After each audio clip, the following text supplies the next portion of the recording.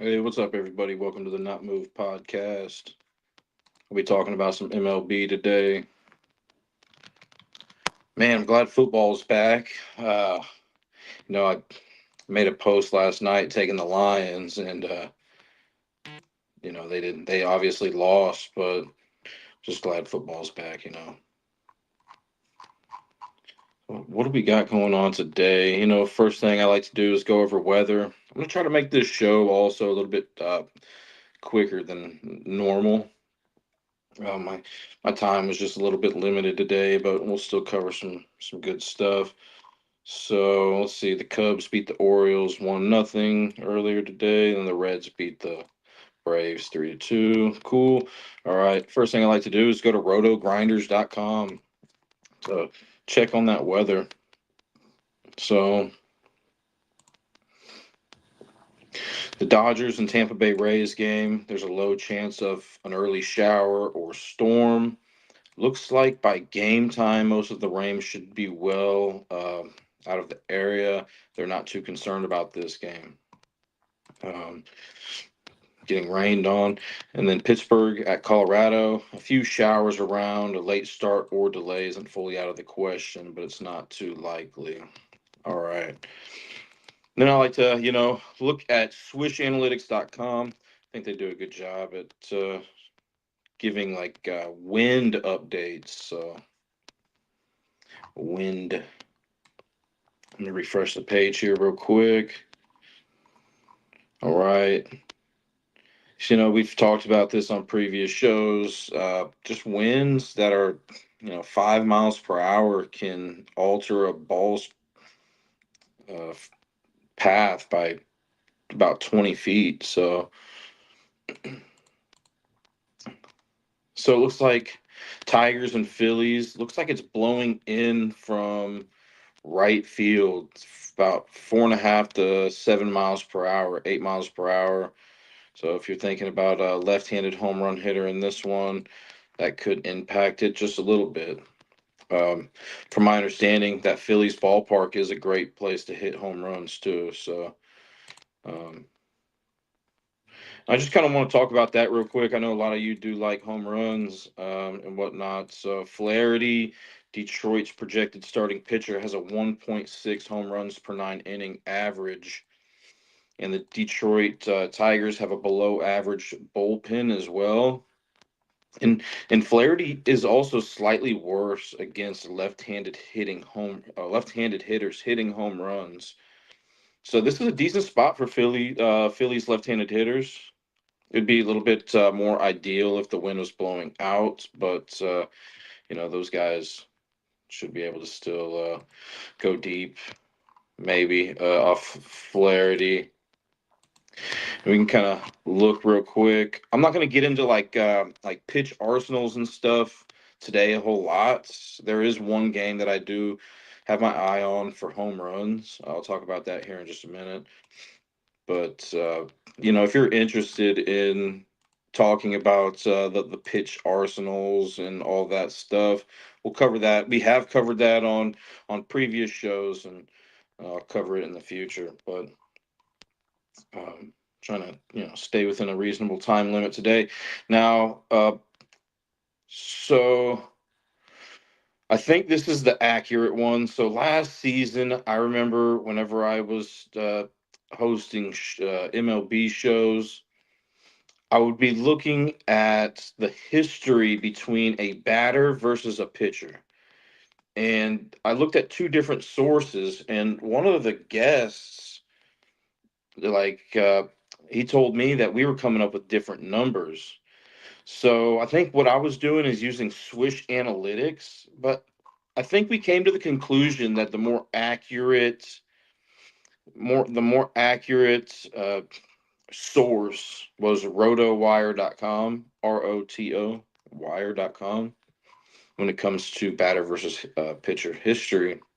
Anyways, going back to that Phillies game, I would think Flaherty would be the target for me if I were picking a home run hitter in this game. Left-handed hitter for Philadelphia, And Schwarber has one home run off him in 23 at bats, so not great, but he can do it. And that's all I see for left-handed hitters right now. Bryce Harper's had zero home runs off 3 attempts. So, anyways, that's where I'd probably be looking at. So, yeah, let's go back to the wind here. We can kind of talk about home runs a little bit as we talk about this wind.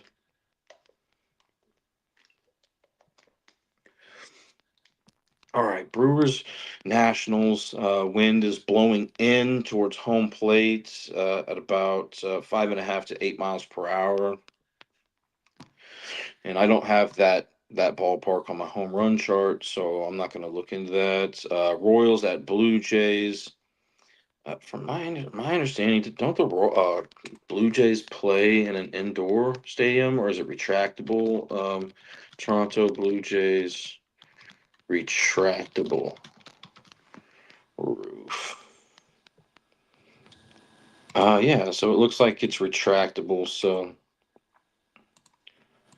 um, anyways, it says that the wind is blowing in um, about 5 miles per hour, 6 miles per hour. So, if that roof is retractable, which I think it is, and if they have it open, that can impact it. Um, and it is a good, from my understanding, it's a pretty decent home run park for right-handed and left-handed batters. So the guy with the highest home run per 9 inning average in this game is Toronto's pitcher Gosman. Let me double check. Let me see what Walker's is at. 0.8. So it's kind of dangerous going up against a guy who doesn't allow too many home runs. Right? Walker has allowed. He hasn't allowed a home run in his last 4 outings. Um, But somebody that I would probably be looking for in this game would be, right-handed or left-handed Royals. Uh, Bobby, Vinny, Garcia, Salvi, Grichuk. Just kind of depends on what Gosman's worse against. He's worse against left-handed hitting home runs, and he allows right-handed hitters to have a higher batting average. So I'd probably go with like a left-handed Royal here. Probably Vinny if I were to pick somebody in this game. With that being said, Toronto has the 16th ranked bullpen ERA. So if he doesn't get one, or if one of your Royals players doesn't get one against that starting pitcher for Toronto, then Toronto does have like an average bullpen. So you can maybe find one in the later stages of the game. All right. Astros and Red Sox, not too much of a win factor. It doesn't look like. Twins, Guardians, looks like with the winds blowing in about 7 to 10 miles per hour from right field towards that third baseline. So if you're thinking about a lefty in that one, that wind could play a factor for left-handed hitters hitting home runs. Yankees, Marlins. I don't see too much of a factor there. Giants, Mets. Looks like winds blowing in from about 7 to 9 miles per hour here, straight towards home plate. Now I have the Mets as one of the better ballparks for left-handed hitters to hit home runs. The Robbie Ray had a higher home runs per 9 inning average than the Mets pitcher today, but San Francisco has the second ranked bullpen, so that's kind of tough for me to take a Mets.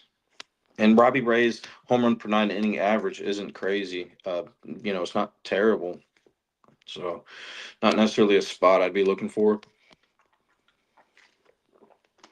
Dodgers, Tampa Bay Rays. Nothing a whole lot there. Rockies and Pirates. Coors Field. That's an interesting park to get a home run in. Um, the wind is blowing out. Looks like towards left center field at about 7 to 9 miles per hour, which could give some extra carry to the ball. Now I got this as one of the better parks for left-handed hitters to hit home runs in, but that wind could be not just maybe a little advantageous for lefties, but for right-handed hitters as well. Both of these starting pitchers have a high home runs per 9 inning average, so I think that's a decent spot if you're looking for a home run hitter. Now, Colorado has the 28th ranked bullpen ERA, and Pittsburgh has the ninth. So I'm thinking, is that yeah, Pittsburgh has the ninth. So um, I'd probably be leaning more towards targeting a Pittsburgh Pirate in that one. And let me just see if any Pirates have any history off of the Rockies starting pitcher here. Seeing McCutcheon has 2 home runs off of him and 15 at bats. But I'm seeing that the Rockies starting pitcher, he is worse against right-handed hitters. So, yeah, so the ballpark is a little bit more favorable for left-handed hitters to hit home runs, but Colorado's pitcher is a little bit worse against right-handed hitters. So, um, if you want to dig into the pitch arsenals and all that stuff, I think this would be a decent uh, time to do it in this Rockies game. So what I like to do is just like go type into my search engine here pitchers that allow the pitchers that what do I type? Oh, just pitch arsenal. So Senzatella pitch arsenal, right? So baseballsavant.com, I think it's a good source. It's a little bit more advanced, right? When we're looking at data, but you go into there, filter it by the correct year, excuse me. Minimum plate appearances. I like to just take everything down to one. So minimum plate appearances, minimum pitches. And somebody was mentioning to me, you know, that we could I can show you what I'm looking at as well. I think that's going to be good for future shows. So you guys can see what I'm looking at as well here on the computer. So we'll definitely try to get that going sooner than later. So I was looking for the pitch arsenal of Sensatella, right?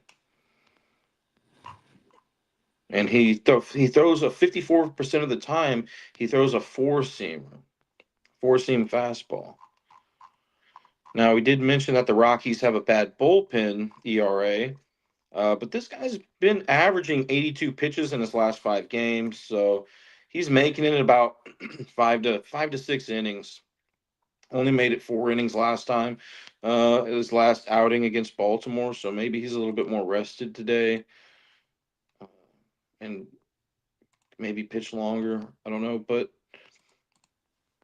I want to see, who's good for Pittsburgh. Pittsburgh Pirates. What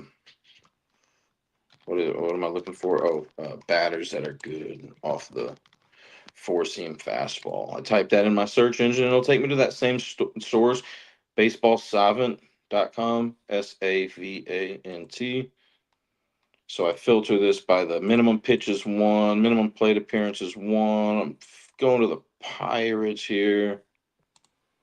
Who's good against that four seam? I'm going to look at that slugging percentage. O'Neal Cruz slugging at 500 there. So I mean, that's really who we're probably gonna be thinking of here, right? Pirate home run leaders 2025. Let's see who's leading this Pirate team in home runs. Cruz with 17, and Cutchin with 10, Reynolds with 10. How are McCutcheon and Reynolds hitting against the slugging, which kind of measures a batter's power, right? Um, Reynolds slugging at a 402, McCutcheon at a 262 against that four seam fastball. So, I could see Cruz getting one. But then we kind of want to look at, is Cruz good against right-handed pitchers? And I don't want to like get stuck on this stuff for a whole lot of time, but um, we can just let me pull up O'Neal Cruz's game log here. I'm looking at his splits. He's much better against right-handed pitchers. He's not. He has uh, and that's what the Rockies pitcher is today. He is a right-handed pitcher. So this falls right into Cruz's weaponry. Okay, so that's probably who I'd roll with. But Senzatella is worse against right-handed hitters. So if you want to go, with Kutch or even Pham, um, Reynolds is a switch hitter. He should be batting left today. But I mean, McCutcheon or Pham. Let me look. Pham has a higher slugging percentage than McCutcheon off of that four seam fastball. But as we mentioned just a bit ago, McCutcheon has 2 home runs off of this guy. So it's just kind of up to you. Personally, I don't really like playing home runs a whole lot unless I see something that's just like, all right, yeah, I gotta do this. All right. Anyways, moving on. Okay. So we're talking about wind, right? There was one game that I had on my radar here for a home run hitter, and then we'll kind of just break down some game information and wrap it up. Okay, so the game I'm looking at is the Athletics for home runs. The Athletics and the Diamondbacks and the Athletics. And this is a good ballpark, from my understanding, for right-handed hitters and left-handed hitters as well. Both of these projected starting pitchers, I should say, have a rather high home runs per 9 inning average. The Diamondbacks pitcher, uh,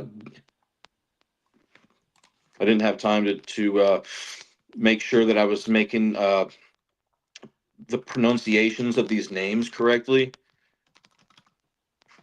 but I'm gonna see. I like to use this source called baseballreference.com to try to help me with some. Um,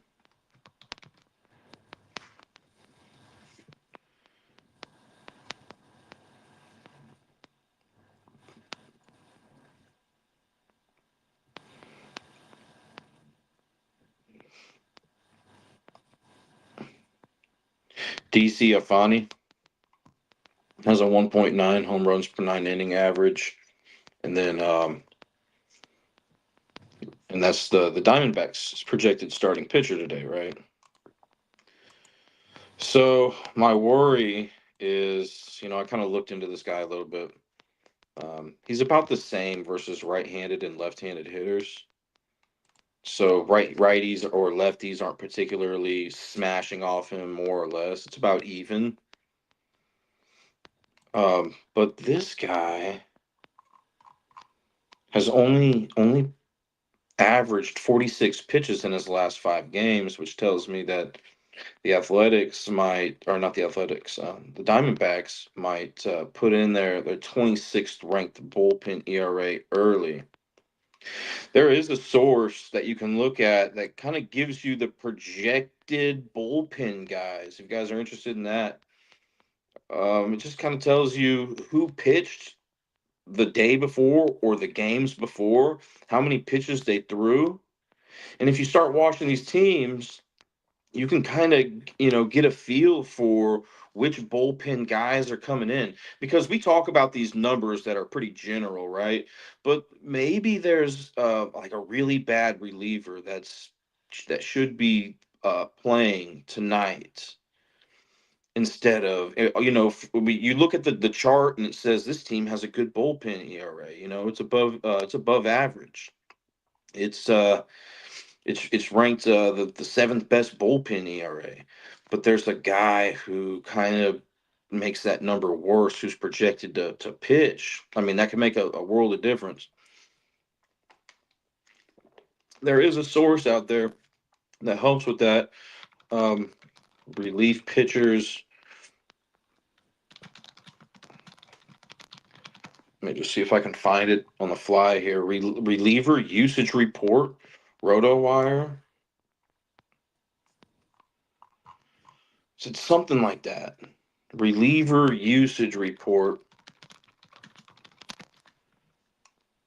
Bullpen usage by team, RotoWire, ROTOWire.com. So, you know, you can really pinpoint which bullpen guys are in line to play tonight from this. It's telling me the player's name in the Diamondbacks bullpen, the amount of pitches that they threw on what day of the week, so you can kind of tell who's rested and who's not. So if you're like really interested about in a game, I think that's a really good source to use. Now, I'm talking about every game today, so I don't have the time to you know absolutely zone in on it on one game, which is what I'd like to do. I don't like stacking plays and all that stuff. I just like to pinpoint um, a good spot every now and then, right? But okay, so anyways, you might know a little bit about this Diamondbacks bullpen. I would maybe look into the pitch arsenals of the guys who are supposed to pitch in that Diamondbacks bullpen tonight, and see which of these athletics are good against them. But when I'm reading about this guy here, says he can end up sticking in the rotation. I'm not seeing anything from RotoWire that's telling me that this guy is going to raise his pitch count more today than what it has been. As I stated just a minute ago, his last 5 games, he's averaging 46 pitches. So, um, I think if you like athletics players tonight to possibly hit a home run, I think this is a good spot.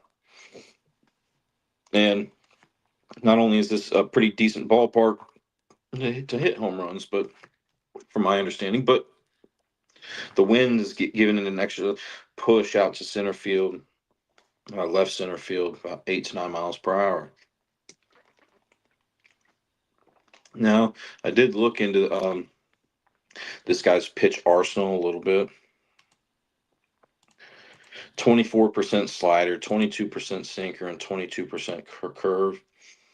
Um, Rooker,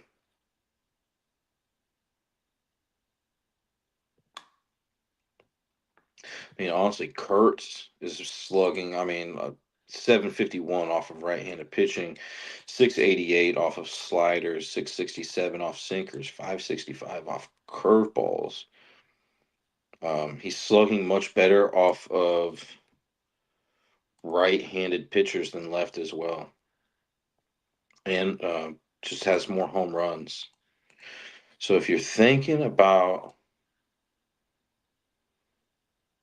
Kurtz, or Rooker's got some decent numbers here too, slugging 484 off right-handed pitching. Langoliers 453 off right-handed pitching. Rooker slugs 653 off sliders. Langoliers 500 off the slider. Um, Langoliers 618 off the sinker. Rooker 417 off the sinker. Both of them don't have a great slugging percentage against that curveball though. Okay, but I think I think the guy who I'd be looking for tonight is Kettle Marte. I think that'd be my favorite home run hitter of today's slate. So Lopez, projected pitcher for the Athletics, has a 1.5 home run per nine inning average, which is, one of the higher ones here today. Uh, that matches up well with a ballpark that's decent at hitting home runs. And the Athletics also have the 29th ranked bullpen ERA. So I feel like there could be a chance that if Marte doesn't get one in the early stages in the game, that he could get one in the later stages. Um, Lopez is much worse off of right-handed hitters. When right-handed hitters are batting, Lopez, he's a switch hitter. Marte is, but he'd be probably batting right tonight since Lopez is a left-handed pitcher. And Lopez is much worse off of right-handed hitters in regards to home runs allowed and batting average. So thinking Marte. Um,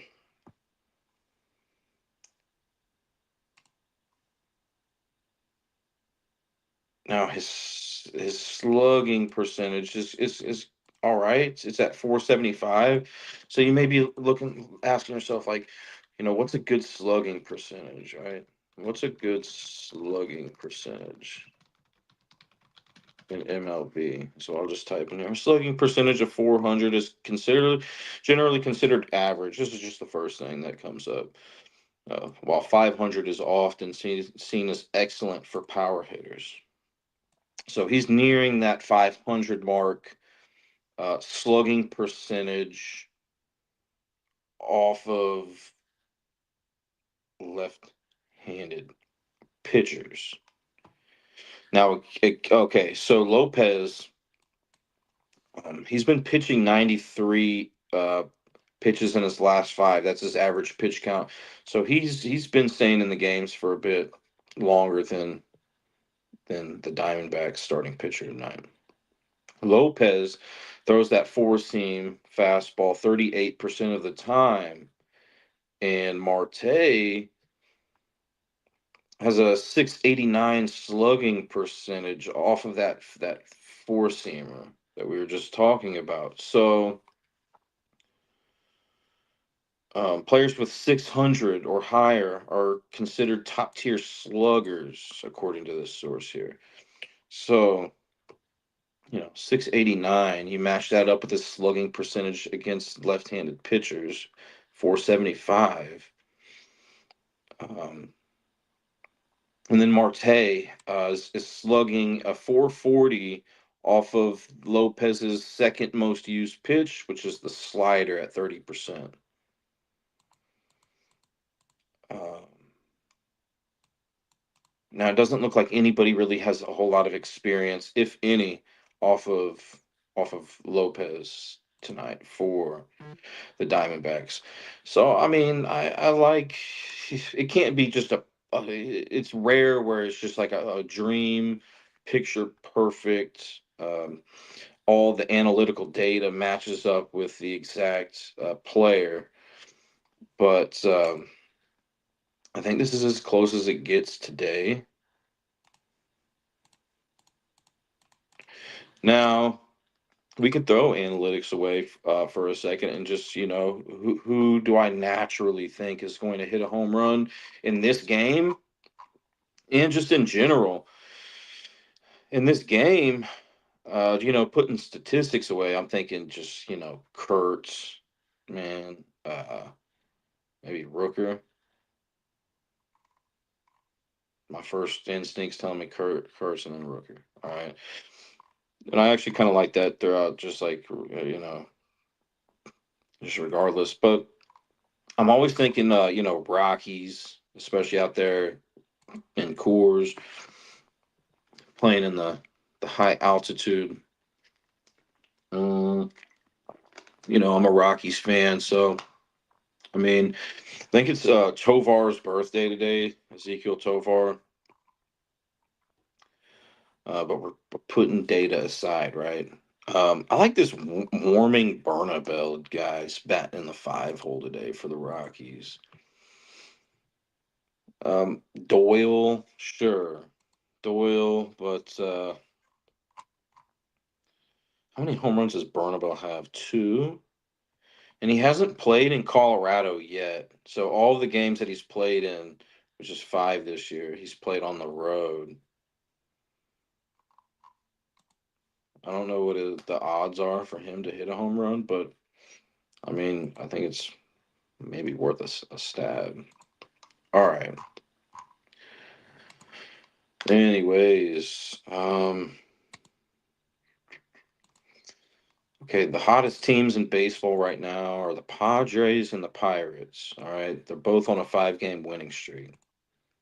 The coldest teams right now are the Giants. I mean, you probably know this if you're watching this show, but if you don't, that's okay too. That's why I just kind of like to go over this stuff. The Giants are on a 6-game losing streak, and the Diamondbacks are on a 5-game losing streak.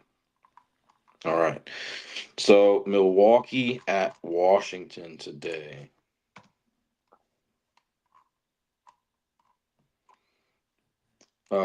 Today is International Beer Day. So, the Milwaukee Brewers, with it being International Beer Day, um, kind of just makes me want to take Milwaukee in this one. Also, Milwaukee, after a loss, ranks 4th best on that run line in all of baseball. They have the 4th best run line record. And then as a road favorite, they rank ninth best record on that run line. I didn't really get a chance to see what Washington's was. Let me close some of these tabs though, because as you guys know, sometimes we get to talking about things, and I'm always talking about how many tabs I have open on my computer. Gotta make sure I'm organized here. And usually I go a little bit more in depth about these baseball games and what I'm going to cover today. But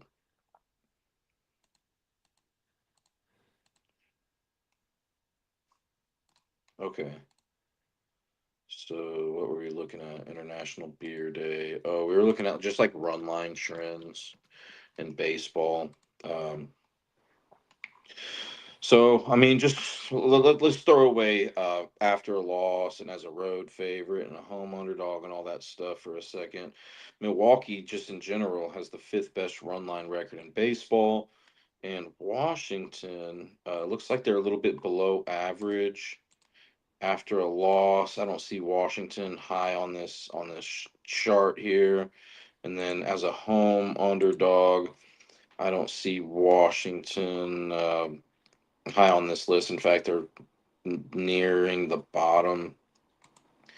Now, there's some players out today for Milwaukee. I mean, if you just kind of look at their projected starting lineup here or their confirmed lineup, um, here on rotowire.com. Once again, I think they do the best job with lineup updates, but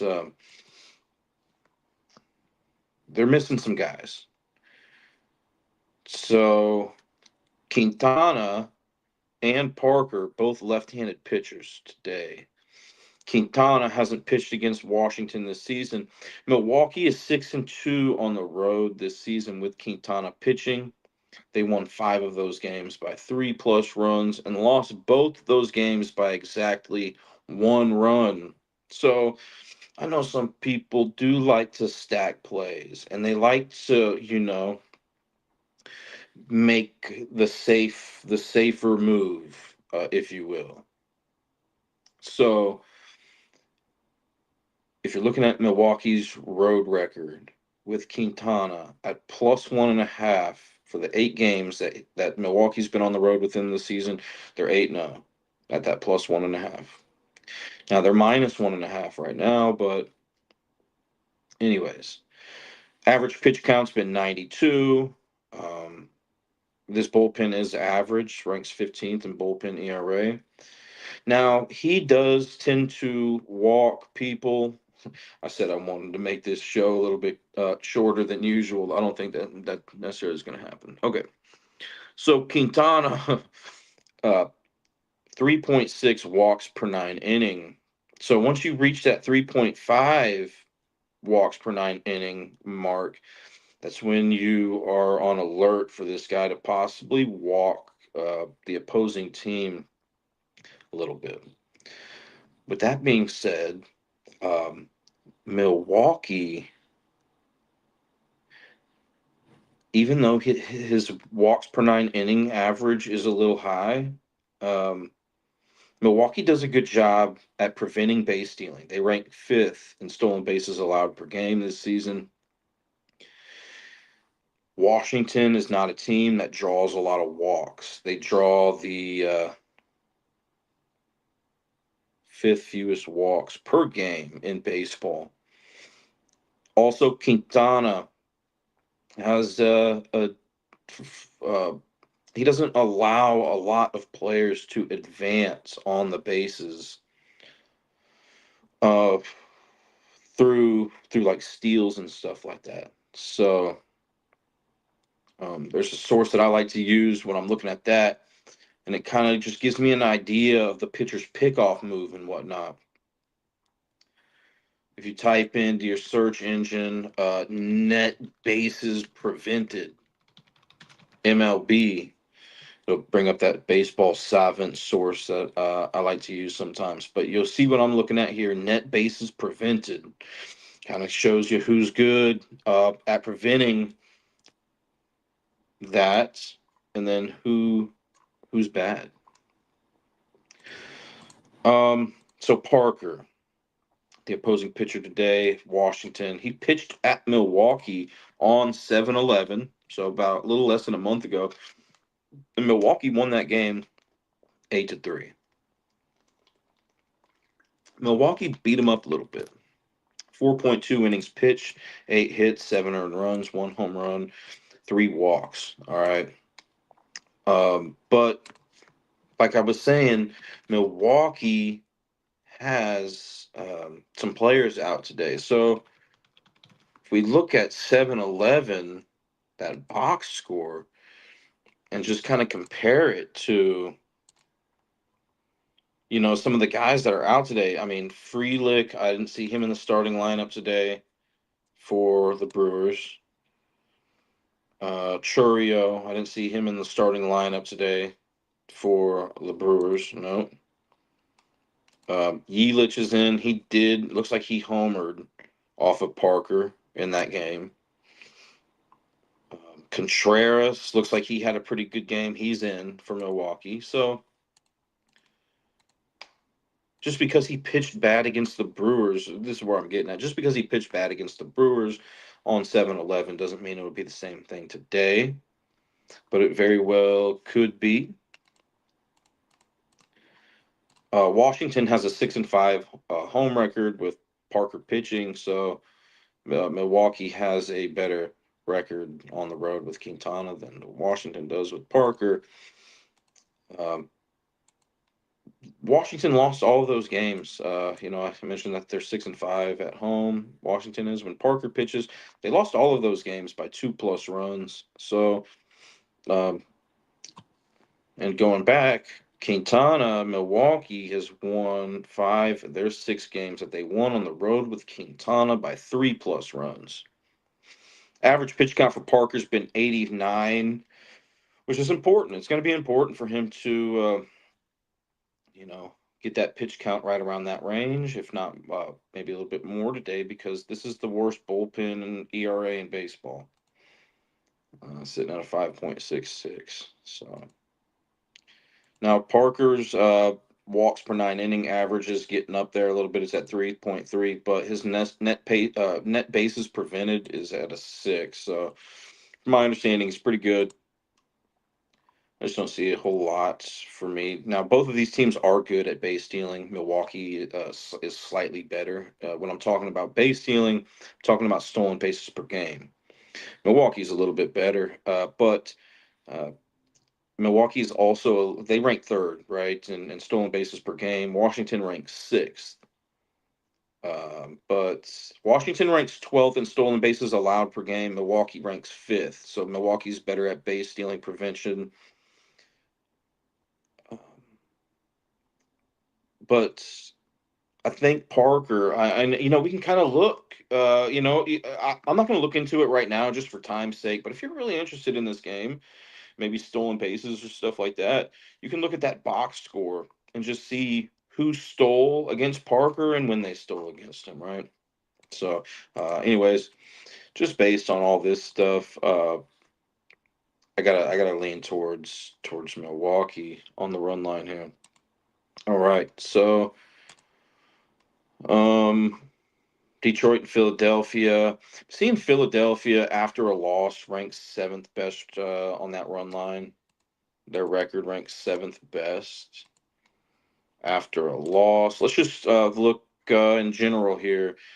Detroit's run line record looks like slightly below average. Philadelphia run line record, just in general, is a slightly above average. Philadelphia, they look like they are the home favorites. Philadelphia is one of the better teams when they're a home favorite on that run line. They rank eighth best in baseball. And then Detroit, as a road dog. Usually I have this information already ready, but just didn't have as much time today. Detroit ranks second worst. They have the second worst run line record in baseball on that run line. Also, Detroit has a 2-7 road record when Flaherty pitches this season, and they lost all 7 of those games by 3+ runs. With that being said, Philadelphia's 4-3 at home with Ranger Suarez this season and won all of those games by 2+ runs.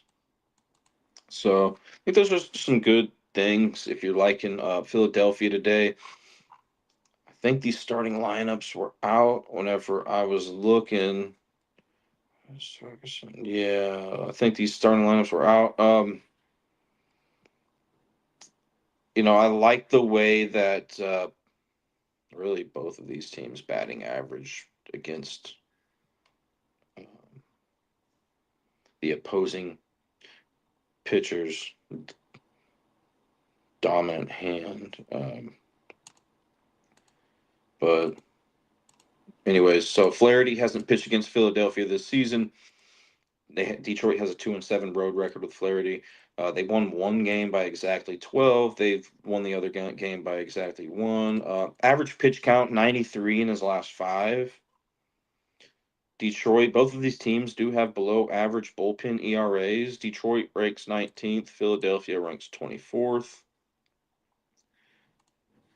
Net bases prevented. Flaherty's walks per 9 inning average is getting up there. It's at 3.6. Once again, 3.5 is where you're like, okay, is this guy going to walk a whole bunch of people?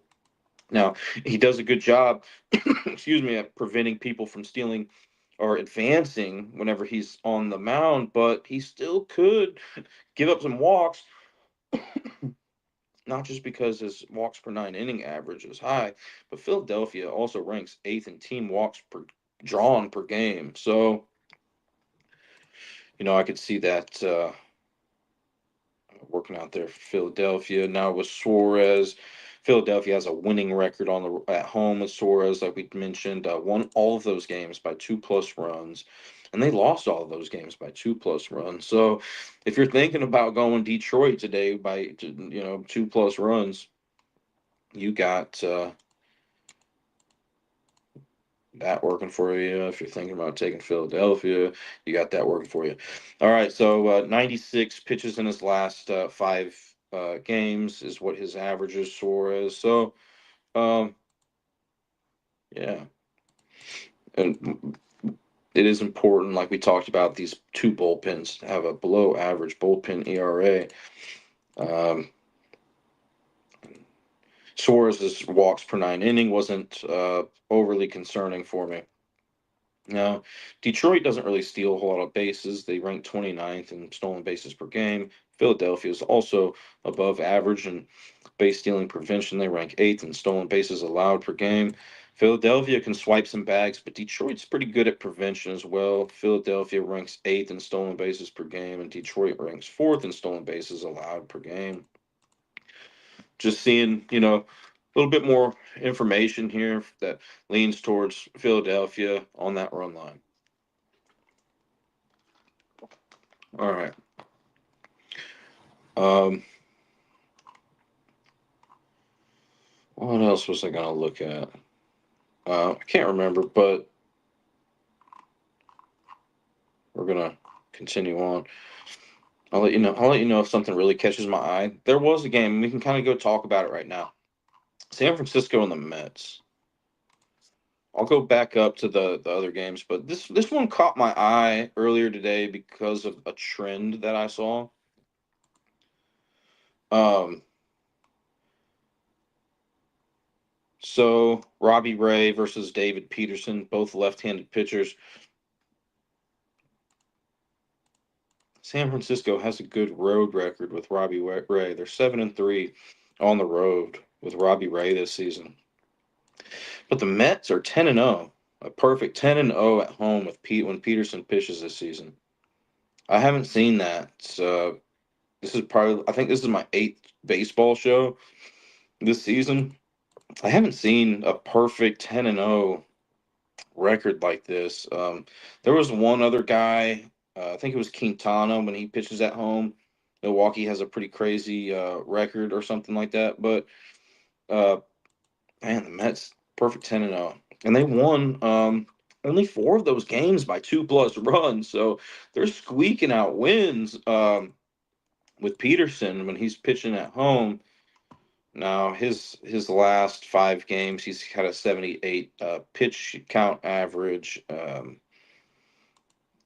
Now bullpen ERA, San Francisco is one of the best. They rank second in bullpen ERA. Mets rank 11th bullpen ERA. All right. Heard you, JB. So when let's kind of backtrack here a little bit. So when we're looking at the run line records, run line record for San Francisco after a loss, they rank 26th worst record in baseball. The Mets after a loss on the run line. Both of these teams lost their last game. Mets run line after a loss is below average as well. What about San Francisco as a road dog? San Francisco as a road dog. A road underdog. Where are they? They're slightly above average.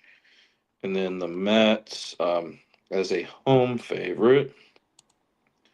Mets as a home favorite, slightly above average. I also think today's like Spider-Man Day or something. I don't know if that applies more to the Yankees or the Mets, but I think I saw that somewhere. Anyways, so Robbie Ray pitched versus the Mets on 7/26. Robbie Ray being the Giants starting projected starting pitcher. So he pitched versus the Mets just a few days ago. So this was in San Francisco, and the Mets won that game 2-1. Robbie Ray pitched 5.2 innings, allowed 5 hits, 2 earned runs, no home runs, 3 walks, 3 strikeouts. Average pitch count's been up there, 98. This team has a good bullpen. The Mets, his walks per 9 inning average is getting up there. It's at 3.6, and the Mets are good at drawing walks. And this guy allows base stealing. The Mets are pretty good at base stealing. I think the Mets could use that to their advantage today. Peterson pitched at San Francisco on 7/26, so in the same game, and it's just the Mets won that game 2-1. But he allowed 8 hits in that game, 3 walks, 4 strikeouts. He doesn't allow a whole lot of base advancing either. So I do like how the bats. I want to be specific here. I like how the the batting averages for the Giants today match up against the left-handed Robbie Ray. Oh, excuse me, I had that. Excuse me, I had that backwards. Against the left-handed Peterson. Then I do the Mets batters batting averages match up against the left-handed Robbie Ray. But I think with a trend like that, man, Mets 10-0 at home with Peterson. I can't really. But that run line is a little concerning, right? Now, you may ask, okay, so you said San Francisco 7-3 on the road with Robbie Ray, right? 7-3 on the road with Robbie Ray. Um, they lost only one of those games. They lost by exactly 2 runs. The other 2 games they lost by exactly 1. So, I mean, I think I'd have to go, San Francisco plus 1.5, Mets money line. Just where I would have to lean towards. Mm. San Francisco's not a good base stealing team. The Mets are a good base stealing prevention team. San Francisco actually steals the least amount of bases per game out of any team in the league. The Mets rank second in stolen bases allowed per game, and I think the only team that's better at that than them are the Kansas City Royals. Um, so yeah, I mean, I do once again think that the batting averages for the Giants match up a little bit better here, but I'll go on a limb and just um say Mets money line, San Fran plus 1.5. All right. And it's not really what I think, right? It's kind of what the data is leading me to believe. Now you may just think, oh man, research doesn't do anything. I'm just gonna whatever sounds the most logical, I'm gonna pick against it. And sometimes that works out. I mean, last Friday, right? It was probably like the worst as far as like information and all that stuff. It was probably like the worst show record wise. Now, what I will say is I was really comfortable last Friday. I was just kind of thinking about it after the show. I felt really good about out of the games. I didn't really feel great about any of them, but out of the 5 games that I felt good about, all those teams lost. So crazy things can happen. So if you're here to fade, by all means. But if you're here to, tail, please do so at your own risk. And if you're here to just improve your researching skills, that's cool too. Or maybe you're just here for this information. Maybe you've already done your research for today. You kind of understand what I talk about, and you start doing research with other things. You know, So you can kind of mix your research with what I've come up with, and then you make your own decision. So, however you want to use it. Um, so what's our next game? Royals and Blue Jays. What I will say is I like the way the Royals batting averages match up against the right-handed pitching today more than I like Toronto's. I think Toronto's got some guys out today. Um, and I think the Royals are doing a good job getting some other guys, bringing some other bats in here, man. But I like Toronto's record at home with Gosman. They're 7-3 more than the Royals on the road with Walker 3-7. Neither of these teams have pitched against each other this season. The Blue Jays won 6 out of 7 games that they did win at home with Gosman this season by 3+ runs. They lost all 3 of their games by 2+ runs. The Royals lost 6 games out of 7 that they've lost on the road with Walker by 2+ runs. They won 2 out of 3 that they did win on the road with Walker by 2+ runs. Walker's had an 87 average pitch count in his last 5 games. With that being said, the Royals bullpen ERA is above average. It ranks 10th. With that being said, the Blue Jays rank 16th. So the Royals have a slightly better bullpen ERA. Neither of these guys have an extremely high walks per 9 inning average or a high home runs per 9 inning average, but Gosman does have a higher home runs per 9 inning average at 1.1. And we talked earlier about how this ballpark is good for home runs. So if you like a home run hitter in this game, I'd probably have to lean more towards the Royals side of it. With that being said, I think the Royals have a better chance to advance on the bases if they are to get on the bases than the Blue Jays do. Gosman looks like teams have attacked him on the bases. On that net bases prevented chart, he's at -4. Walker's at a +3. The Royals also rank first in stolen bases allowed per game, so they're not a lot of teams are stealing off them. And Toronto doesn't. They're not a big base stealing team, anyways. They rank 26th in stolen bases per game. The Royals rank 13th in stolen bases per game. Toronto's done a good job at limiting that. They rank 6th. But with that being said, didn't they just trade somebody? So that's something else that we got to keep because some of these numbers can be skewed, right? When it comes to like trades and stuff. So Kirk, from my understanding, didn't he get traded? And if he didn't, Henneman for Toronto, and I don't know what he's like behind the dish. Um,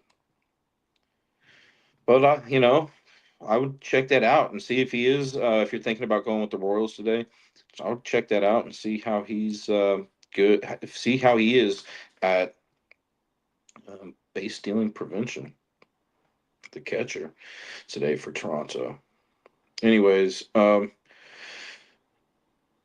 like the Royals in this game, I think.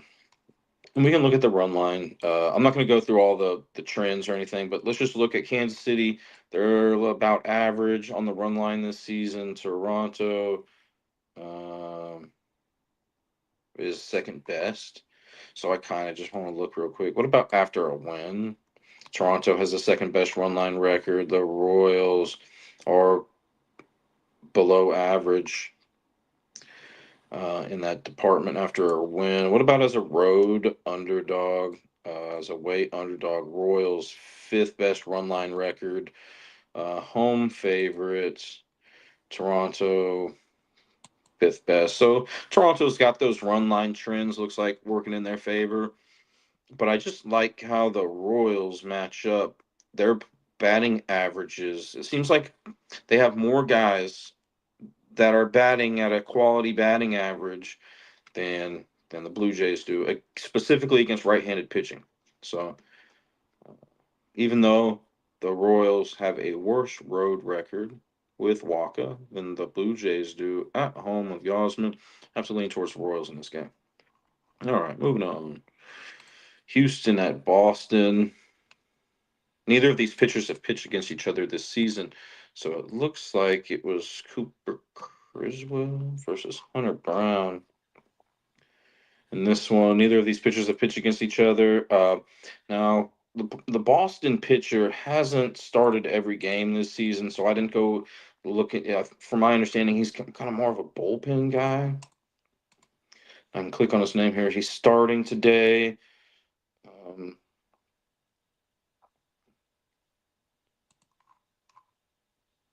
I don't know how many games he started this season. The highest he's gone is 3 innings. The furthest he's gone into a game. Now, I think that's a little bit less concerning, um, because Boston has the third ranked bullpen ERA. But if you tap into that bullpen early today, maybe tomorrow, some of those good bullpen guys won't be available. So that's all. I think a lot of you understand that. That if the bullpen, in the first couple days gets used a lot, maybe on that third day, if the bullpen has to come in, it'll get exposed.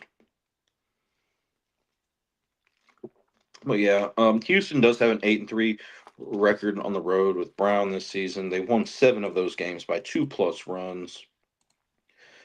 He's been throwing deep into games. 95 pitches in his last 5 games is his average, and Houston has the 5th best bullpen ERA as well.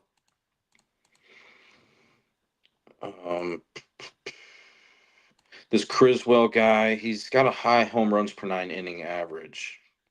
Now Boston isn't on like my radar for home run parks, but maybe the wind is or something. Maybe for some reason you like it and want to take a Houston Astro for a home run today. Criswell does have that 1.7 home runs per 9 inning average. So let me just look real quick at this starting lineup for Houston. Now, Houston got Correa in that trade from the Twins, right? That's who he was on. So he's in the lineup today.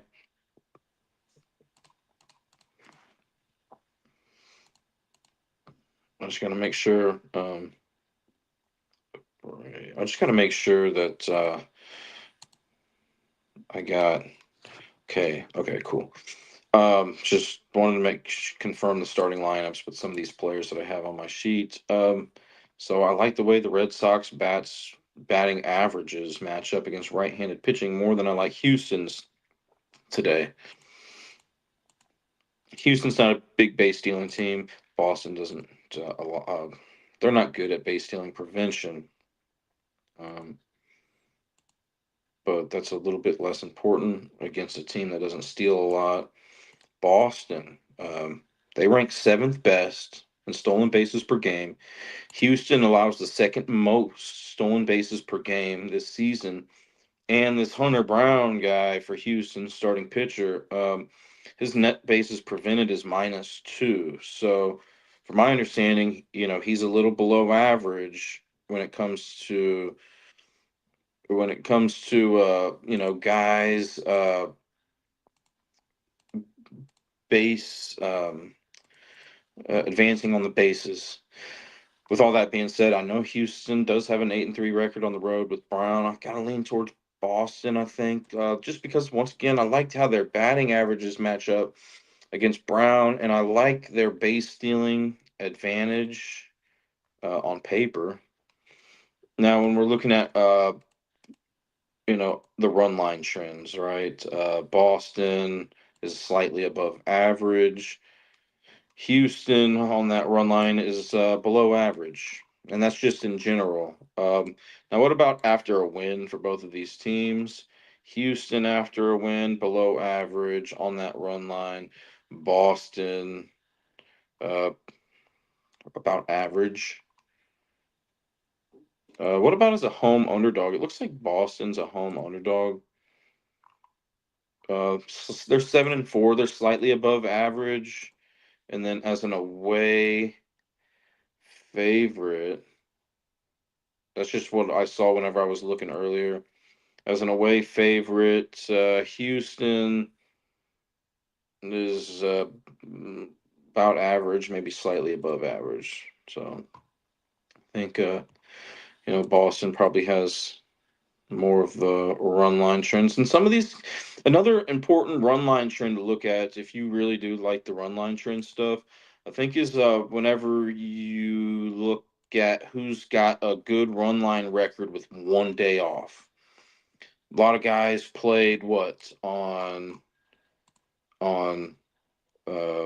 Wednesday and were off yesterday. So the best run line record with 1 day off, if they didn't play yesterday, is Detroit.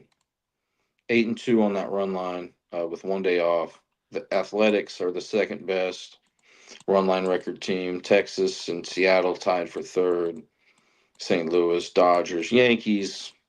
And these are just the teams I'm reading in order with 1 day off. But I think Texas and Seattle probably played yesterday, right? So some of this doesn't apply. But the worst run line record teams with 1 day off is going to be Toronto, the Giants, Houston, Rockies, Pittsburgh, Kansas City, the Mets, Atlanta, San Diego, and the Angels.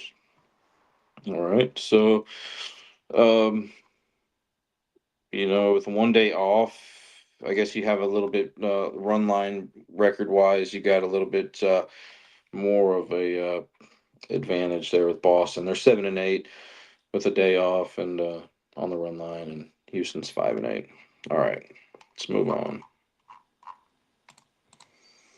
Minnesota and Cleveland. Um, Minnesota ranks 25th on the run line after a loss, so they're pretty bad after a loss on that run line. 1 day off. Minnesota's 7-6, so Cleveland they're 8-8, so not much of a difference there. These starting pitchers have pitched against each other this season. And we still got a lot of games. Okay, so let me just kind of skim through this and just kind of give you like the best information that I saw today. Maybe.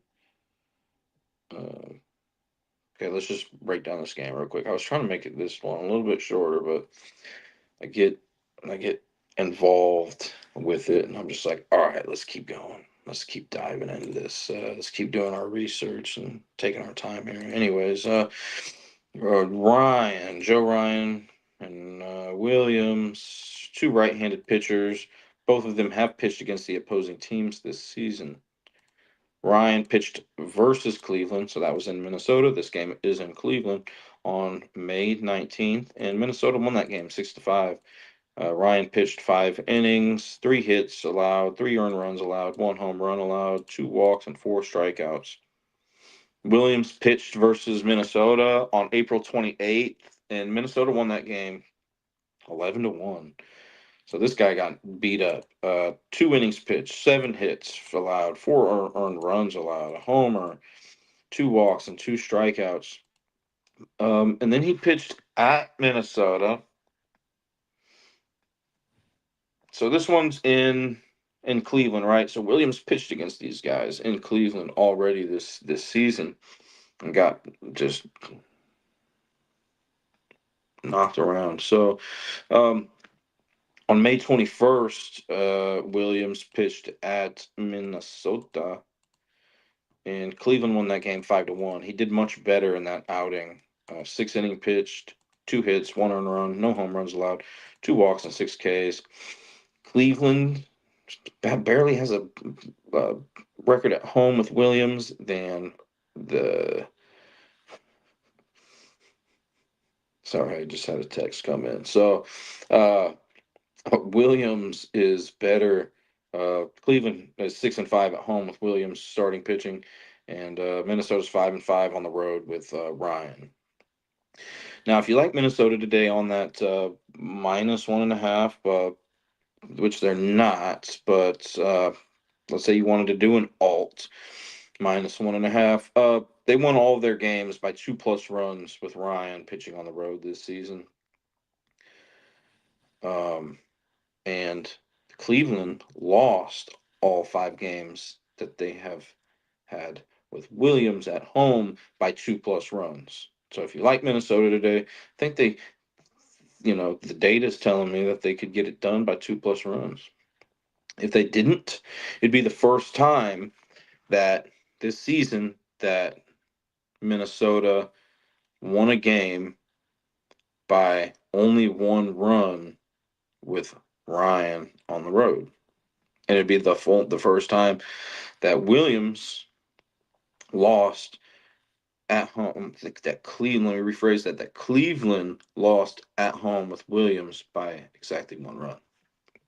Um, Average pitch count 94 by Williams.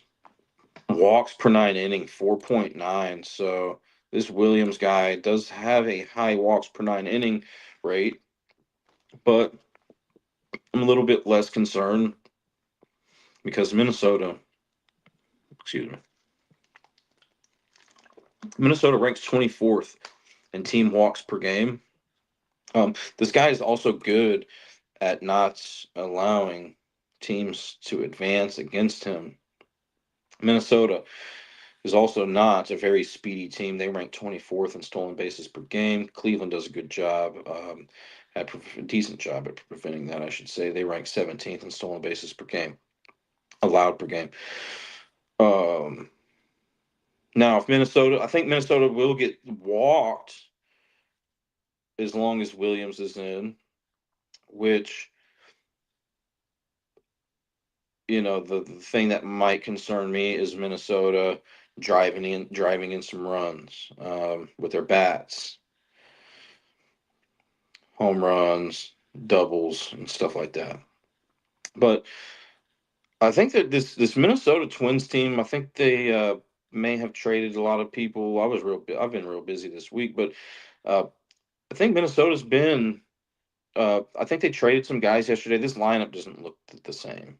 There's only one guy that I really like, not even really like it. Just one guy that caught my eye for Minnesota, Jeffers, batting a 252 off right-handed pitching. With that being said, Cleveland, there's not a whole lot of bats that really look great to me with Cleveland. Kwan batting a 303 off right-handed pitching, and Ramirez 278. So, and since I like those batters for Cleveland, I like 2 guys for Cleveland, 1 guy for Minnesota. Just kind of want to see the history that these guys have off of Ryan. Kwan's only batting 211, his batting average 0 home runs, 4 hits out of 19 at bats. Jose Ramirez does have a home run off of this guy. It seems like since we mentioned Jose Ramirez on that I think it was the second show that we did this season. Seems like he's hit a home run every day since then. But he does only have 1 home run against Ryan, 5 hits, 26 at bats, only batting a 192. So these guys don't have great history off of Ryan. This is probably the game where I feel like the least confident in picking out of all the games that I've seen so far, just because I think it's so close. But I do like Cleveland's base stealing advantage. They rank 11th in stolen bases per game, and Minnesota ranks 22nd in stolen bases allowed per game. I also like Cleveland's bullpen advantage. They rank 7th in bullpen ERA. Minnesota ranks 23rd. So I'd have to probably lean towards Cleveland in this one. We already covered San Francisco and Mets. I really like how the Marlins bats match up a little bit better today against the Yankees than I do. And Miami has the best run line record in baseball. Uh, without the judge, I like how the Marlins bats match batting average wise against the left-handed Rodon, more so than I like the Yankees and how they match up against that right-handed junk. But not only is Miami the best run line record team in baseball, but the Yankees are third, sixth, seventh worst. So, um,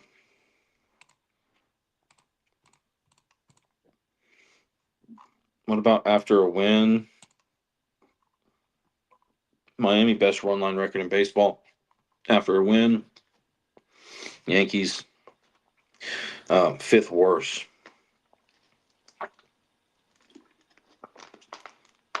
Neither of these starting pitchers have pitched against each other this season. The Yankees, excuse me, Yankees have a 4-7 record on the road with Rodon. Miami's 1-4 at home with Junk. They only lost two of those games by 2+ runs. The Marlins. Um, so the Yankees, as I just mentioned, they're 4-7 on the road with Rodon. They only won two of those games by 4+ runs. The other two victories were by only exactly one run. Now I mentioned that Miami has lost four games. They're 1-4 at home with junk pitching. They only lost two of those games by 2+ runs. The other two were by exactly one. Bullpen ERAs. Both of these teams are about even. Miami barely has the better bullpen ERA. Um,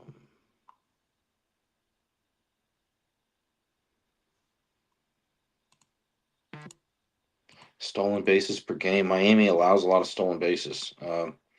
But this pitcher doesn't seem like he's one of the guys for Miami that's absolutely terrible. I think it's Alcantara that's really bad at base stealing prevention or just like runners advancing. And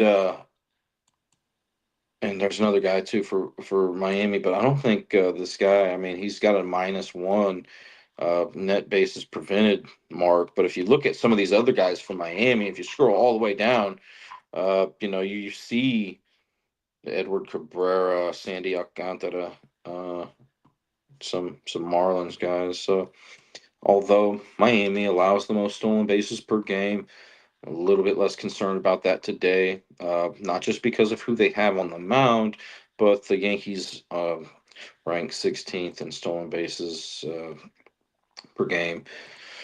Um, Miami, they rank 12th in stolen bases per game. Yankees rank ninth in stolen bases allowed per game. I mean, I don't think there's really a huge advantage for either team here in regards to that. Um, Both of these starting pitchers have about the same pitch count. I mean, I gotta go Miami plus that 1.5 here. That's what at least the data is leading me to believe, right? All right, so Dodgers and Tampa Bay. How many more games do we have? Just so I can make sure I get out of here on time. The shows have usually been taking about 2 hours, but see if I can speed it up here. We're at the hour and 18-minute mark. All right, so we got Kershaw versus Boz. Neither of these teams have pitched against each other this season. The Dodgers, after a loss, have the third worst run line record in baseball. Now, when we're looking at run line records after a loss, both of these teams lost their last games. The Dodgers have the third worst run line record in baseball after a loss. Tampa Bay, slightly above average. When we're looking at run line records, just in general, Tampa Bay is right about average. The Dodgers have the fourth worst run line record in baseball. Um, the Dodgers have a 3-3 road record with Kershaw. The Tampa Bay Rays have a 6-5 home record with Boz, so they have a better home record than with Boz than the Dodgers do on the road with Kershaw. Now, with that being said, the Dodgers they're 3-3 on the road with Kershaw, but they won all of those games by 2+ runs. And then with Boz, Tampa Bay has a 6-5 record at home. They lost three of those games by 5+ runs. The other two were by exactly one run. Now, what I will say is Kershaw 3-3. Dodgers on the road with Kershaw 3-3. They lost. Not only did they win all those games by 2+ runs, but they lost all of those games by 2+ runs. Tampa Bay 6-5 at home with Boz. Won 5 of those games by 2+ runs. Boz has a much higher pitch count average in his last five and throughout the whole season than Kershaw does. Kershaw has only been going 72 on average in his last five, 73 for the season. So I would expect Kershaw to come out of this game a little bit earlier than Boz, unless Boz absolutely, gets wrecked early on. Um, Now, I think this was one of the home run parks. Now that I'm thinking about it, let me scroll up real quick. So if you like a home run hitter in this game, I'm thinking a right-handed hitter, right, for the Dodgers would be the way to go. Now I know Tampa Bay does have a better bullpen ERA, but Boz has a 1.4 home runs per nine inning average, so I think there's a better chance for a right-handed Dodger to get a home run than anybody, just statistically speaking. Also, Boz is worse against right-handed hitters in regards to batting average allowed and home runs allowed. This park, from my understanding, also is a good ballpark for right-handed hitters to hit home runs. So I don't want to look into home run hitters a whole lot. I'm not going to look at this guy's pitch arsenal or anything like that. But Hernandez has a home run off him. Not a lot of history here for any of these Dodgers, but Hernandez does have four at bats against him with one home run. All right, so we were on this Dodgers Tampa Bay game, right? Everything else okay. Stolen bases per game. I don't see really. I mean, Tampa Bay is a speedy team. They rank first in stolen bases per game, and the Dodgers rank 19th in stolen bases allowed per game. When I look at Kershaw's net bases prevented, it looks like he's a little bit above average. So, um, Dodgers, if he does allow some guys on base, maybe the Dodgers can minimize that impact a little bit better than some of these other teams around the league. Some of these other pitchers throughout the league. Tampa Bay ranks 12th in that bullpen ERA. Dodgers rank 21st. Let me make sure the Tampa Bay bats that like are in. So Simpson's not in. He was batting a 321 off lefties. Um, Aranda not in. Batting a 288 off lefties. Walls not in, batting 256. And Diaz. Andy Diaz is the only guy. I know. Um, I was leaning towards Tampa Bay until I saw all that. Now, I mean, we got Will Smith batting a 337 against right-handed pitching. Freeman 316. These guys are in for the Dodgers here. Pages 275. Otani 261.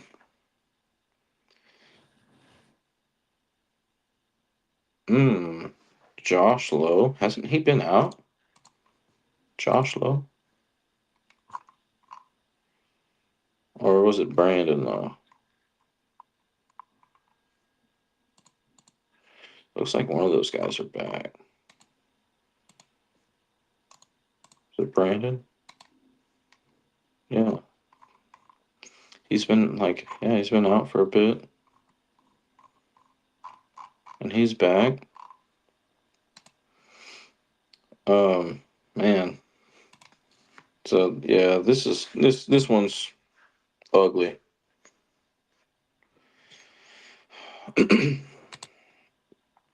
um, I mean, with all these bats being out, I think I have to go lean towards the Dodgers, but I don't feel good by it by for any means. I think a lot of people are going to naturally gravitate towards the Dodgers, seeing a big name like Kershaw. You know, your your average kind of baseball fan or below average baseball fan, if you're into like the splits, the public splits, I mean, people are naturally going to be, you know, thinking the Dodgers here, not just because of Kershaw, but just the Dodgers in general. So, um,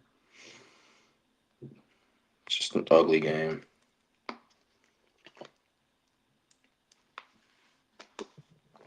All right.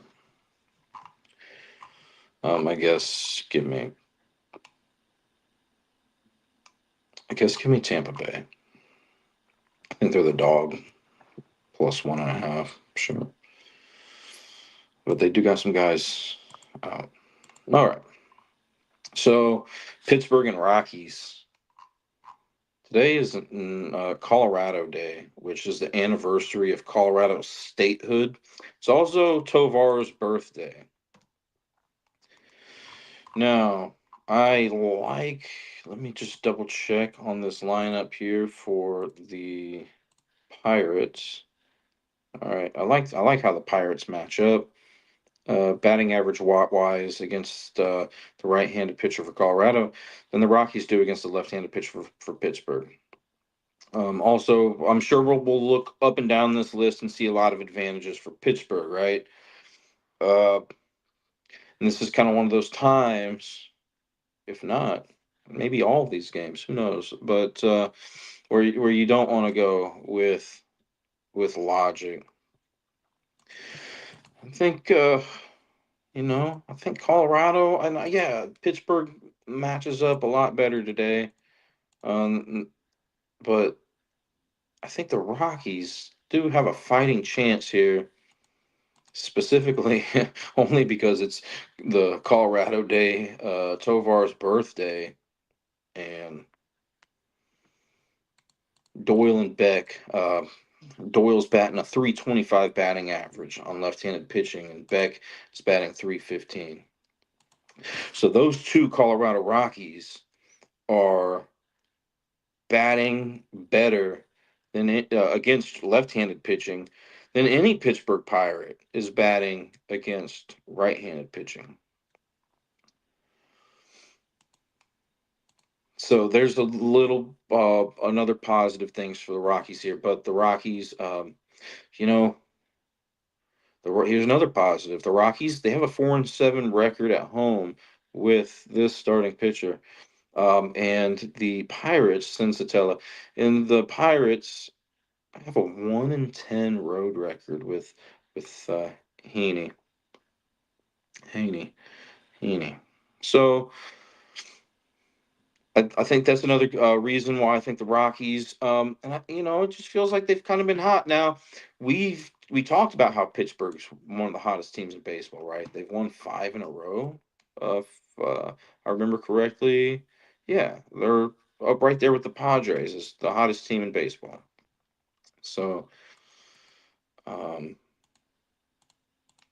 now if you're thinking about taking Pittsburgh today, excuse me, if you're thinking about taking Pittsburgh today, the Rockies have a 4-7 record at home with Sensatella. They lost 5 of those games by 2+ runs. Um, Pittsburgh 1-10 once again on the road with Heaney and won that game, that lone victory by exactly 3 runs. They did lose 8 games by 2+ runs. Uh, Heaney's pitch count hasn't been too high. It's been 72, and that's the average in his last 5 games. Uh, Pittsburgh, which I'm a little bit less concerned about because Pittsburgh does have the ninth best bullpen ERA. Rockies bullpen, it's ranked 28th. Both of these guys have a high home runs per 9 inning. We've already covered the home runs in this game. Cruz, statistically speaking, was the guy I was looking at.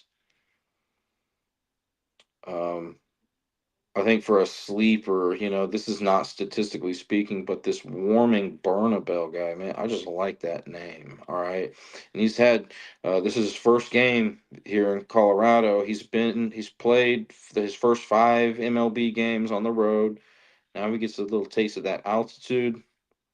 All right, Anyways, man, with it being with the Pirates having that, and there's some other data here. Pittsburgh is just they're a much better base stealing team, but Cincinnati, he's done a pretty decent job at limiting that.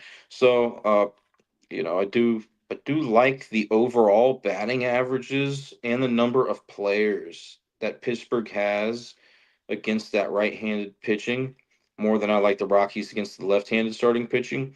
But I like the Rockies batting average against that left-handed pitching. Um, I don't know even how to phrase that. I like the fact that they got two guys batting 315 or better against the hand that Haney's pitching with, and then the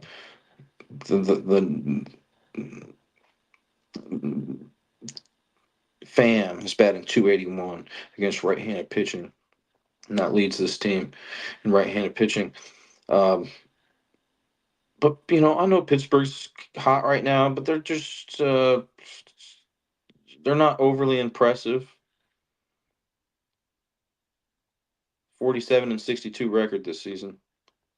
Um, 1-10 record at road with Haney.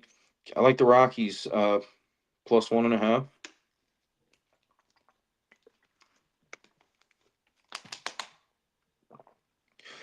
I mean, I guess I don't really like it, but if I were to lean one way, I should say, right?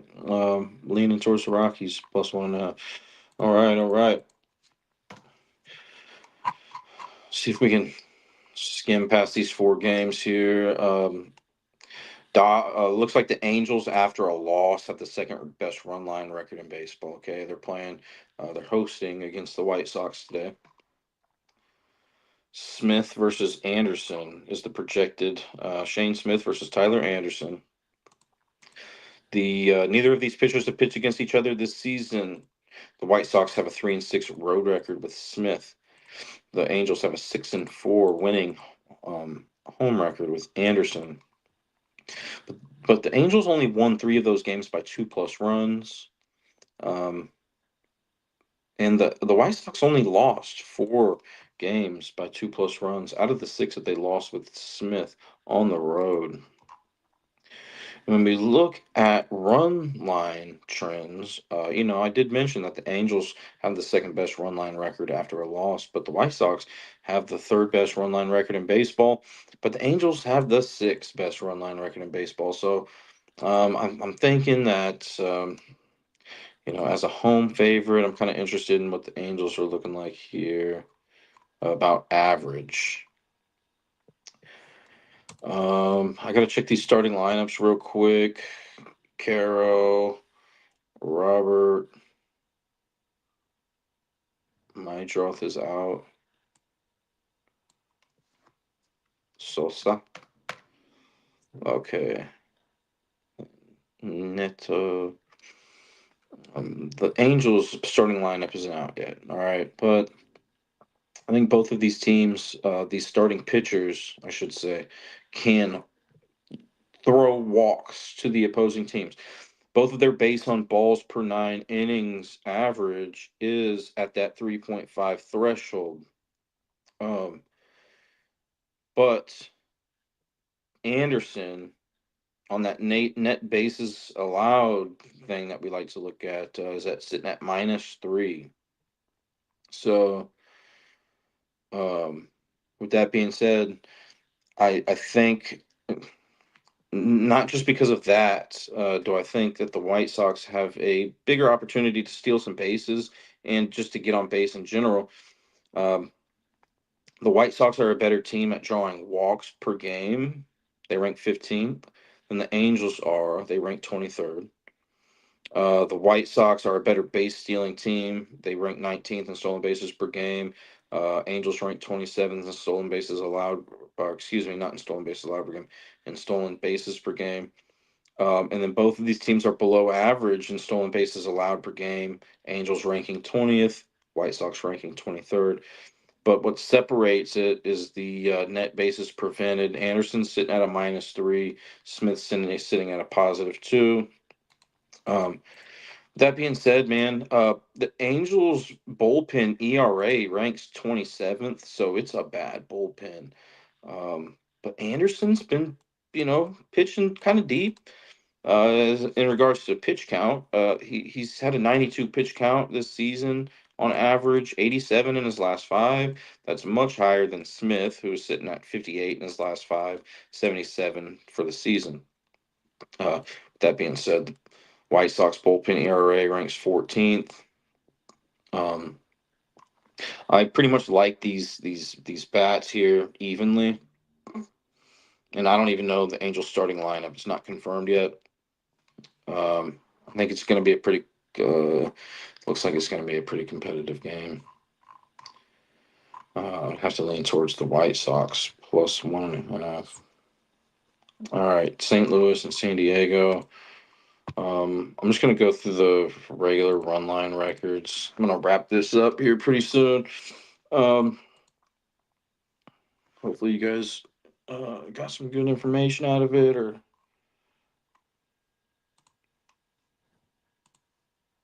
okay,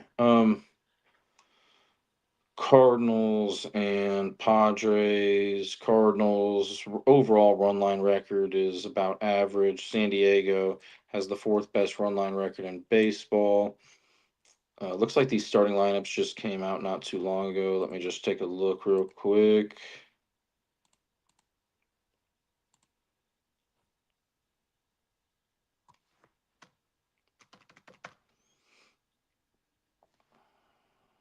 Donovan, Burleson, Herrera. I like the way the Padres bats match up a little bit more than the Cardinals against this hand that the pitcher's throwing with. The Cardinals pitcher, I know I'm going to botch this, Liberator, pitched versus San Diego on 7/26, and the Padres won 3-1.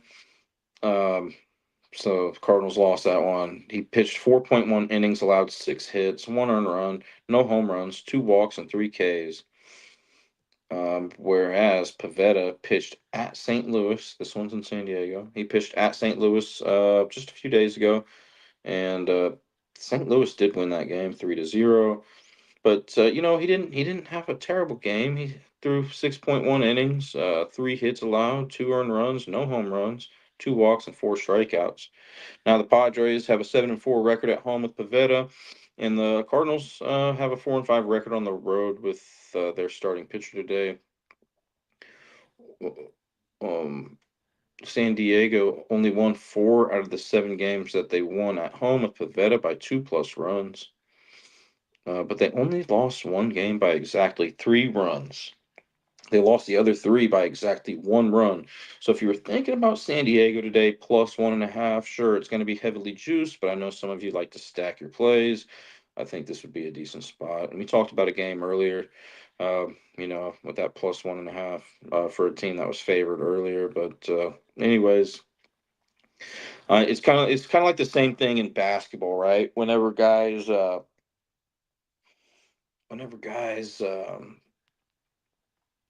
or like, I'm not going to take this player for 20 points. I'm going to take him for 10 and just keep stacking it. So it's kind of similar to that. Anyways, average pitch count has been lower for the Cardinals pitcher. It's been at 85 than Pavetta. It's sitting at 95. None of these guys have a high walks per 9 inning average or a high home run per 9 inning average. I think this game is pretty like just straightforward. San Diego has the best bullpen ERA in baseball. St. Louis has the sixth best. Stolen bases per game, I would give the Padres a slight advantage. I just see a lot of slight advantages for the Padres in this game. Uh, I think, and they're hot right now, right? I think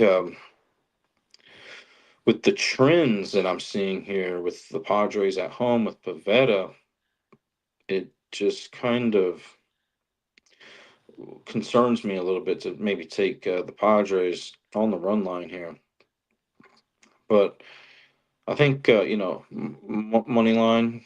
I feel um, better about than I do with the Cardinals plus 1.5.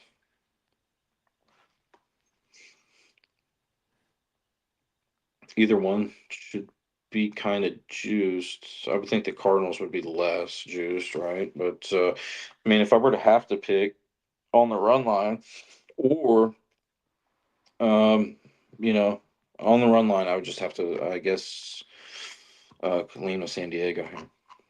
All right, Arizona Athletics. We already talked about how this game is one of my favorite games. Probably my favorite game to target a home run hitter.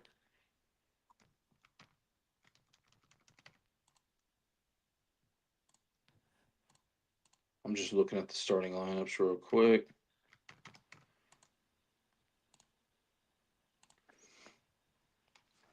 Okay. I think Marte was probably, like, statistically speaking, Marte is the guy that makes the most sense for me to hit a home run today. Um, Kurtz, Rooker, Langoliers up there as well. So neither of these teams have pitched against each, or neither of these starting pitchers have pitched against each other this season. Uh, the Desclafani, um, and I don't even know. I don't think that's how you pronounce it. Uh, maybe it is Desclafani.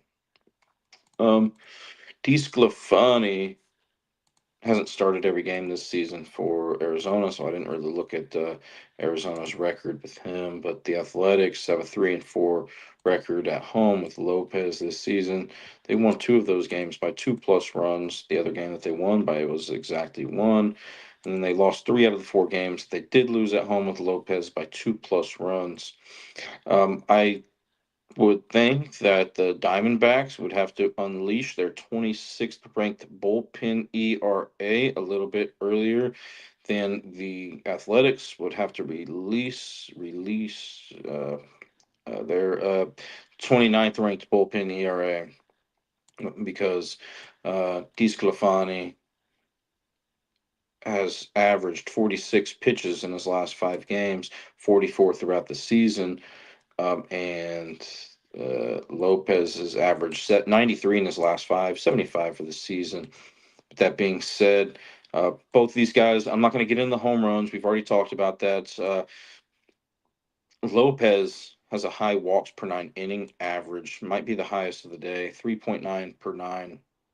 Um, the Diamondbacks also are a good team at drawing walks per game.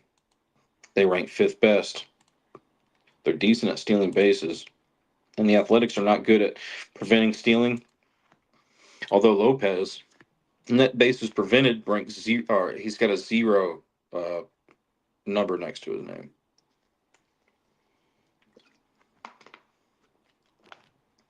With all that being said, I'd have to lean towards the Arizona run. Let's talk run line real quick. Arizona after a loss ranks 29th on the run line. Um, After a loss, Arizona ranks 29th, so second worst record in baseball after a loss. Just in general, Arizona is the third, sixth worst run line record team in baseball. And the Athletics are a little bit above average. As a home favorite, I'm interested in what the Athletics are. So this is a trend that's kind of going to be the difference maker for me. I was saying that I kind of lean towards the Athletics in this one. They have a 1-12 run line record when they're a home favorite this season. Win loss, because I'm actually kind of interested in that as a home favorite. What are the Athletics? They're 3-10 on the money line. Sorry about the sun there, but about to wrap it up anyway. So, um, and then the Arizona as a road dog, as an away underdog. Arizona is about average. So, well, I was kind of leaning towards the Athletics here, man, but it's tough to go with a team that's 1-12 on the run line as a home underdog when I see a lot of things that are just pretty evenly matched with these two teams in this game. I think a big disadvantage once again for the Diamondbacks is that DeSclafani possibly coming out of this game early, and that Arizona bullpen, which ranks 26 in ERA, comes in and gets knocked around a little bit. That's my biggest concern for Arizona. But just with that trend, I'm just interested to see what happens in this game. Um, I'll let that trend persuade me over to taking Arizona here on the run line, but I do think just the Athletics, other than that trend, match up a little bit better here. It's pretty even though. All right, last game, Texas and Seattle, and then I'm gonna get out of here. Texas and Seattle. Let me try to update this. These starting lineups. I don't see it, so um, I'm just gonna have to do projected starting lineups for the Texas Rangers, and then it looks like okay, Seattle. It looks like some other guys too are about to do like a wrestling segment on the Not Move podcast. So we got guys that talk about all different types of sports. So from my understanding, they're going to be talking about some wrestling tonight. So if you guys are interested in that, it's a good show. I used to watch wrestling a lot, man, back in the Undertaker, Mankind days, Bret Hart, Shawn Michaels, stuff like that. Triple H back with the Degeneration X, NWO, Black and White, Red and Black, WCW even. I remember Bill Goldberg's streak. He won like 100 and something matches in a row. So yeah, I used to be real big into wrestling, and it's fun listening to these guys talk about wrestling.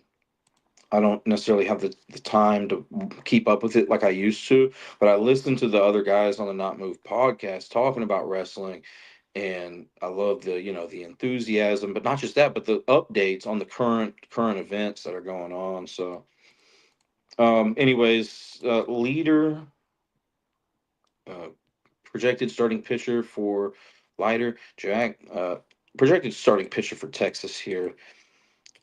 Texas has a 2-7 road record with this guy pitching. Seattle's 5-3 at home with Gilbert pitching. Seattle lost five of those, or excuse me, Texas lost 5 of those 7 games on the road with their starting pitcher by 3+ runs. Um, Seattle lost all their games by 2+ runs that they did lose. The 3 games that they did lose at home with Gilbert. Okay, it looks like this leader guy. It's gonna bug me if I don't learn how to pronounce Leiter. Cool. Okay, so Leiter looks like he has the highest walks per 9 inning average today. 4.4 walks per 9 inning. He ranks -2 in bases prevented, which is below average, And then Seattle ranks 12th in team walks drawn per game. Seattle's a good base stealing team. Texas is about average. I think Seattle's got a big advantage when it comes to that. These pitchers have pitched against each other this season. I'll get into that in a second. Bullpens are about even. Texas ranks fourth best. Seattle ranks seventh. Honestly, both of the base stealing and base stealing preventions are neck and neck. I've never really seen that before, but I would just have to give Seattle the slight advantage. Specifically because of the walks per 9 innings and the net bases prevented.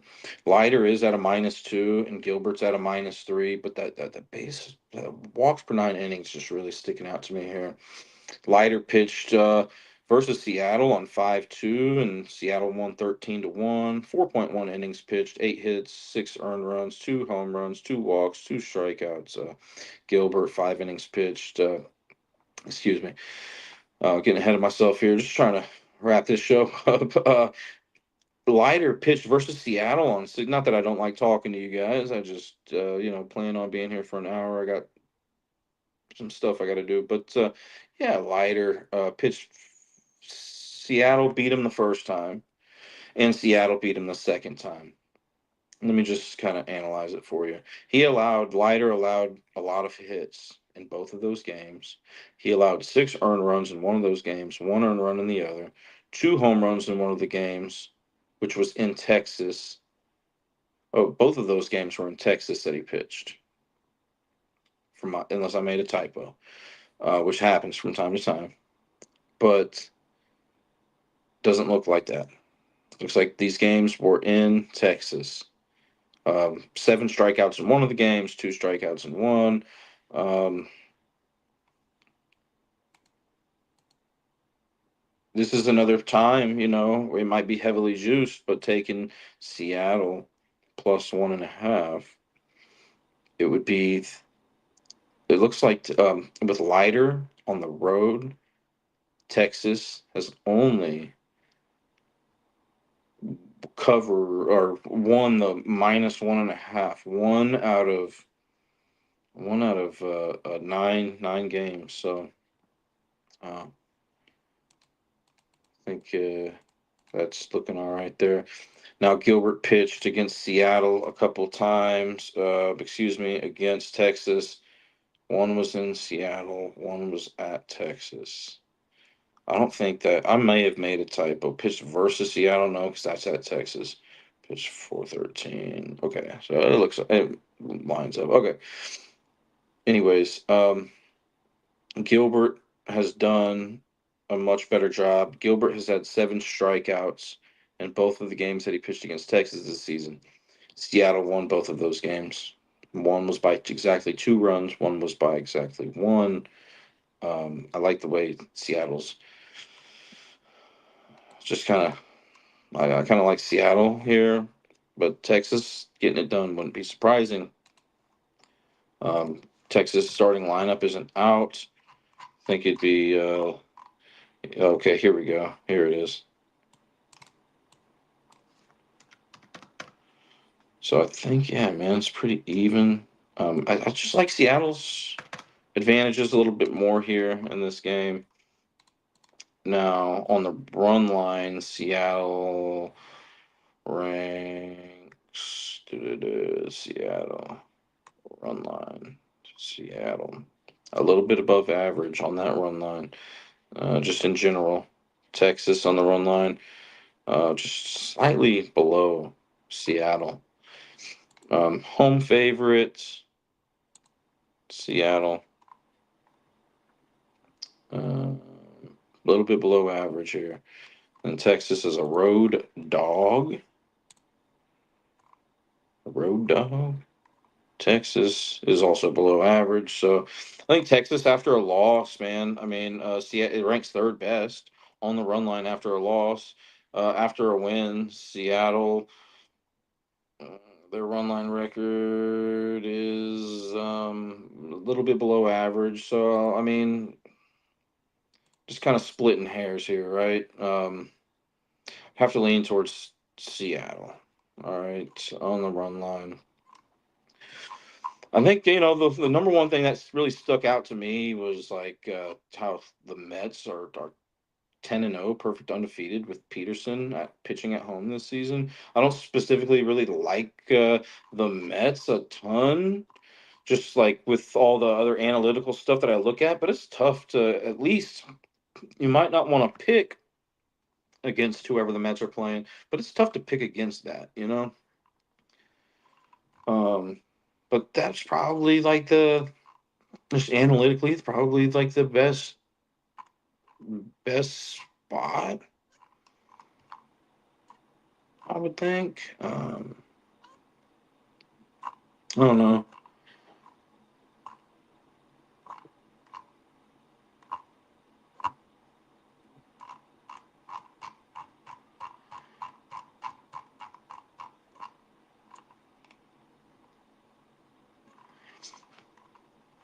Just kind of looking real quick to see if I really like anything here. I mean, I like them all about the same. All the leans that I've had and all that stuff, I like them about the same. And I usually say that, right? I mean, it's tough for me to be like, yeah, I love that. But I do see stuff sometimes where I'm like, all right, cool. I love it, and I can live with that if I lose. There's just nothing today, and there usually isn't, where it's just like, yep, I love it. But I guess I'd have to go with the Mets at least on that money line. And I know that's probably juiced. Well, I think it's minus 150 last I saw. But anyways, I got to get out of here. Thank you guys so much for joining. Hope you guys have a great rest of your day. I'll make an announcement next time I get do a show. Might be another one this weekend. If not, let's plan on Monday. All right. Good luck. Take care.